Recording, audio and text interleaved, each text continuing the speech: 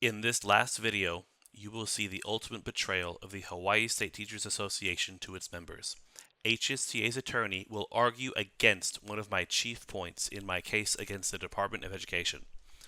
Understand, the DOE and the HSTA had different charges against them. They had two different cases. I had to prove different things against each respondent. Of course, if the state were to win its case, the HSTA would be 100% off the hook for wrongdoing.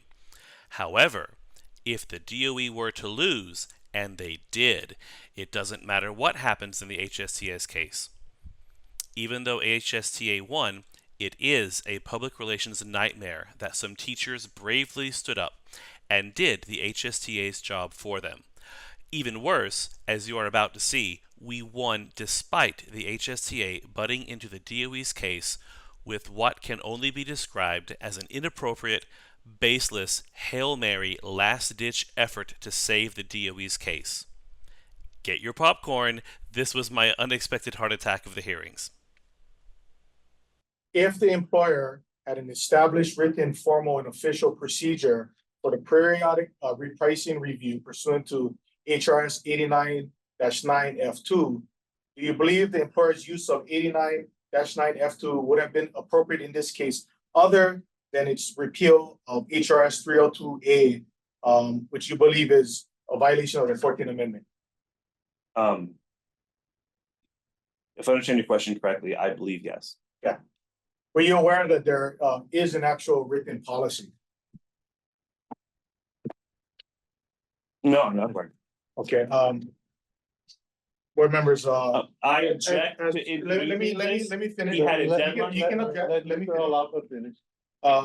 As impeachment evidence, I'd like to mark as Union's Exhibit C, I believe it's CU3, the State of Hawaii Department of Human Resources Development Policies and Procedures, policy number 201-007, entitled Periodic Repricing Review, which is publicly available on the State of Hawaii Department of Human Resources website. And I can provide copies for your review and for the party's review. Once again, can I say my objection? Yeah. There were deadlines for evidence. I made very clear in the last couple of hearings exactly what my position on this was. There were deadlines, they were passed. We were not allowed to submit evidence. I think actually rather the decision is waited until we actually decide to submit them, which I guess would be now for you. But there were deadlines there, and deadlines mean something. And I object to the untimely introduction of any new evidence. My understanding is that Mr. Alapa, correct me if I'm wrong, you're offering this for impeachment, not necessarily as an exhibit that's going to go into evidence. This is for impeachment purposes. Yes, and it's directly related to a testimony that's provided throughout these past 3 days. Can we see the document, please? Should I provide to the other parties? Yes, please. Yeah, please provide the documentation and then we'll take a short recess. Back on the record, Mr. Alapa, the board has conferred, and it's the board's decision that this document, it cannot be used or introduced into evidence at this point. And for the reason, even though it's not offered as an exhibit per se, that it's not relevant to this, because DHERD is not the employer. It's the DOE. DOE did the repricing, so it would have to be the established procedures of the DOE, or if someone would testify that this is what they relied on.